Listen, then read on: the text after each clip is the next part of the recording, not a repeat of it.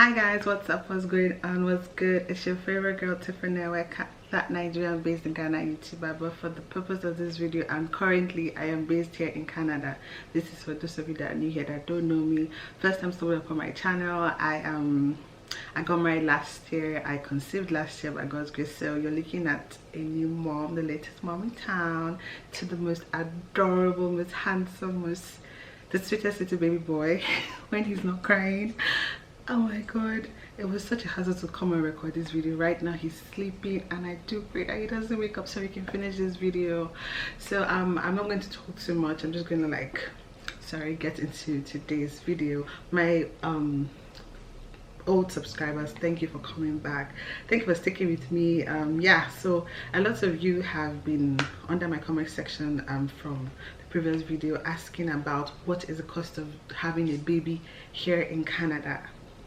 So if you've not watched my previous videos or the one I talk about getting a visa to Canada, because I got a visitor's visa and that was how I was able to have my baby here in Canada, you should go and watch it. And you should also just watch my pregnancy journey so far.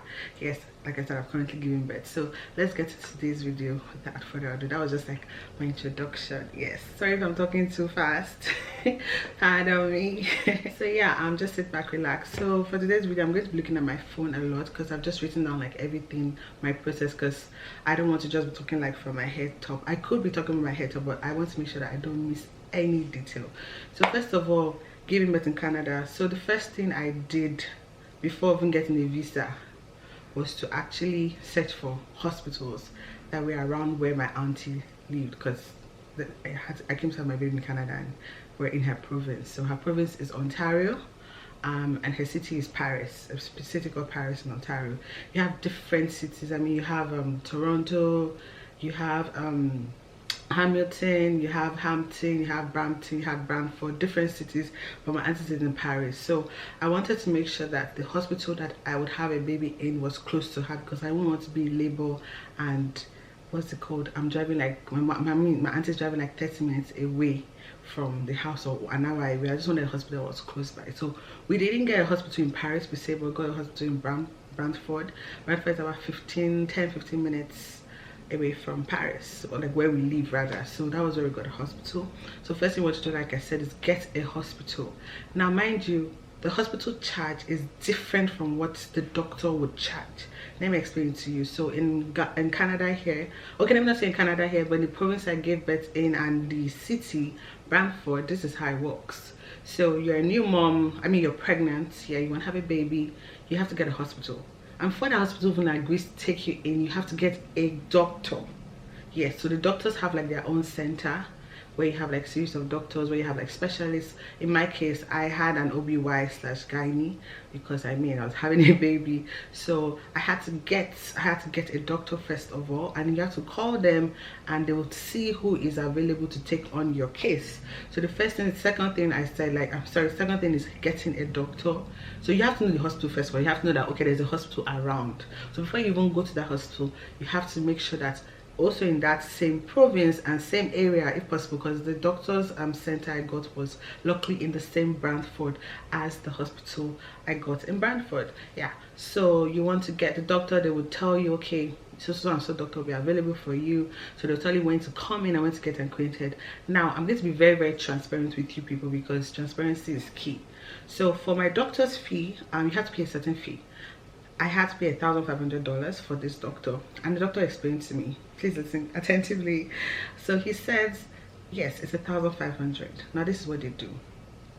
On the day of delivery, if you spend only 1 day, if he delivers your baby in 1 day, he's going to refund you $1,000. Yes, so it's like $500, because they assume that if a woman is going to stay in labor at most, let's just say 3 days, that's just their own thing, because it is like okay, you're coming to the hospital, he's coming with his own specialty, because that is not his hospital. He just has a center. You just call and they come there and they go.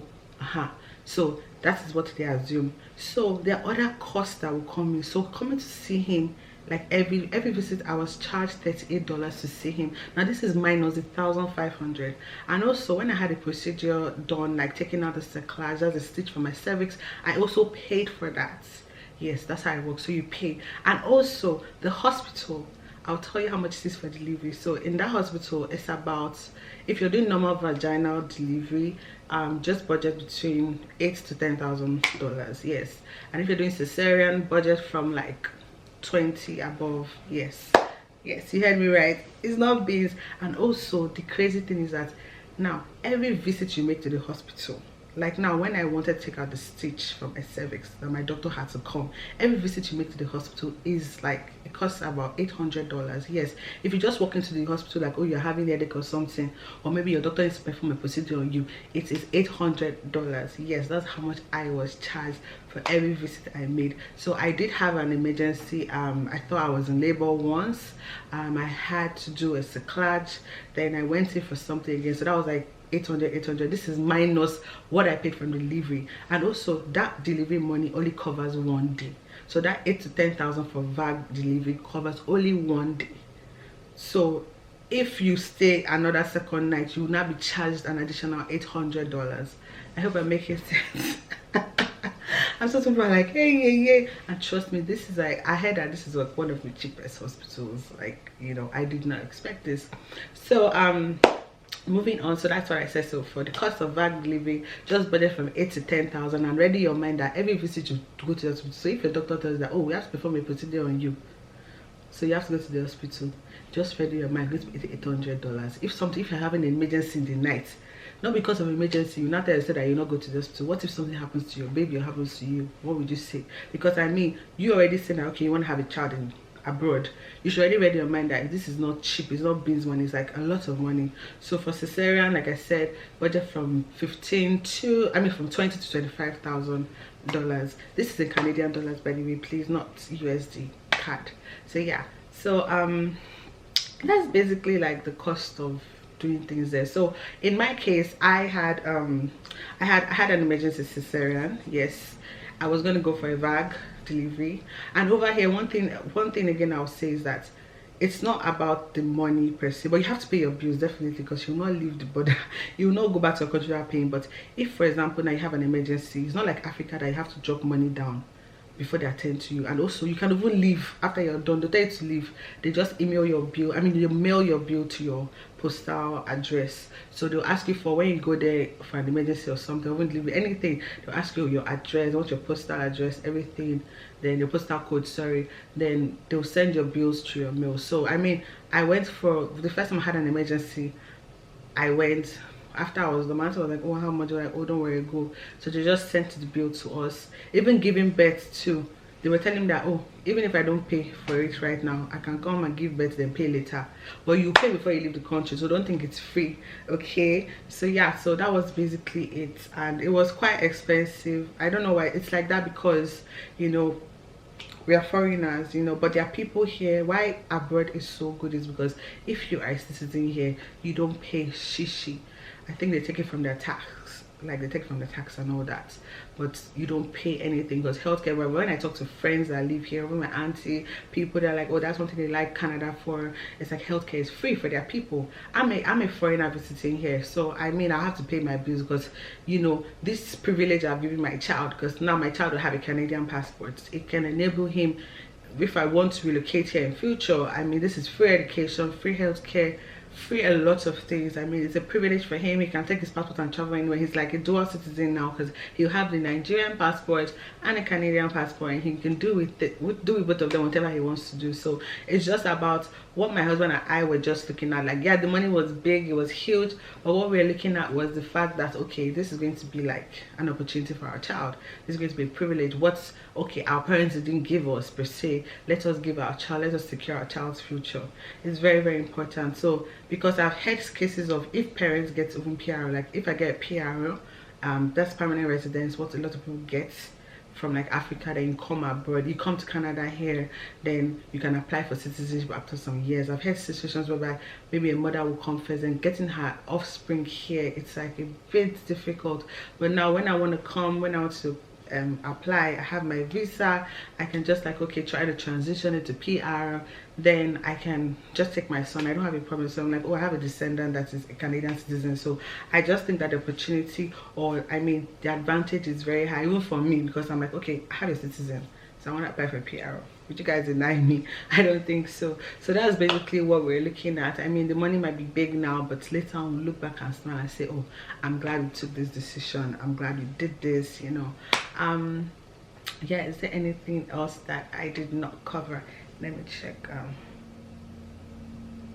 me check my phone. No, I didn't even have to look down. Yes, there's another route. See, I know I mentioned big money right now, but there's another route you can follow. I follow the route. There are two ways to have a baby in Canada. I'm sorry, I almost left this out. You either go through a midwife or go through a doctor. Then you also have the hospital, and the hospital's facility. You see, the hospital, that 20,000, 25,000, that big money I was calling, is just to use the hospital as like using their facility, because the doctor doesn't come with anything, and he has his own fee and any other fees that come up after that. You also have the option of a midwife. Now, I was going to go with a midwife first of all, but because my pregnancy was high risk, I mean, I had high blood pressure and I had a cervix, I had a sacrilege in my cervix, so they were like, oh, this is high risk, they can't do it. But if you're going to a midwife, number one, it's free. A midwife service is free. Yes, that is what I've heard so far. It's free. Also, you can choose to go to a birthing center. A birthing center, I know someone that's midwife money. I don't know if they paid a token or something, but I think it's free. But I know someone that spent $3,000 US Canadian dollars having a baby here in Canada. Yes, she went to a birthing center, because those birthing centers, it's a midwife that's delivering a baby for you. You know, even in Africa, most times midwives are the ones that do the VAG deliveries, and doctors are the ones that do it's a cesarean. But over here, like, doctors mostly do VAG or cesarean. Then if a midwife wants to work, she has her own separate whatever. You can even up to say, okay, I want my midwife to be with me, whatsoever that is, whatever you want. So either you choose to do it, go to a birthing center, or you can even deliver in your house, the comfort of your house, your home. So that is an option. So like I said, I know someone that paid just $3,000 or even less than dollars to actually have her baby here in Canada. So if you don't have a high risk pregnancy like I did, like your pregnancy is progressing beautifully, naturally, everything is good, you don't have high blood pressure, you don't have different complications. Because the thing is that and that's why I like our body, see, they're always very transparent. Like, that's why I like these people, because if she just wanted to, like, maybe gain something, although I heard that they don't pay them, but let me just say, if she wanted to gain something, she would have said, oh, come, I can have the baby, can deliver the baby for you, and I might have had complications. Like, look at, for example, I was in labor for 24 hours, then my doctor said, oh, Charlie, oh, he didn't say Charlie per se. That's a Ghanaian. Oh my god, Ghanaian tongue is just coming out. But he could have just, and he had to, like, oh, let's do an emergency cesarean. That was what happened. So imagine the midwife said, oh, I can do it, don't worry, let your doctor take out the stitch. Because I was like, okay, can my doctor take out the stitch, then people will progress from there. She was like, no, she doesn't think so. So imagine I had complications like that, and how would things have been? So if your pregnancy is not progressing with any issues whatsoever, it's sweet, then you can apply for a midwife. And when you meet your midwife, they would take you, they will tell you what birthing center that they would have your baby, you deliver a baby, or if you want to do it in the comfort of your home. So those are the two options. So use a doctor or a midwife. And a midwife, if you even want to go to a hospital, let's say, you can still go if you have the money, but most of them go to birthing centers. That's what they do. So yeah, that is basically all about having a baby here in Canada. I think I covered everything. I mean, and also when you're even coming here to give birth, please hold money, because I had proof that, oh, I'm paying my doctor $1,500, and I had proof that, oh, the hospital bill for VAG is this. So I had like half of the money at hand with me, you know, so travel, so that they will see that you have funds. Don't just come empty-handed. I don't know, I'm sure people have come empty-handed, but they've passed through. Sometimes you're lucky with the immigration, sometimes you're not. Me, in my case, they actually asked me, like, do I have funds?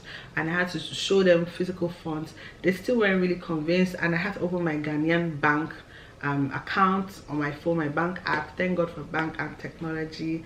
Very, very good. I had to show them that, oh, I had funds, like I earn funds, because I also wanted to know that I had like my net pay, like I receive funds like every month.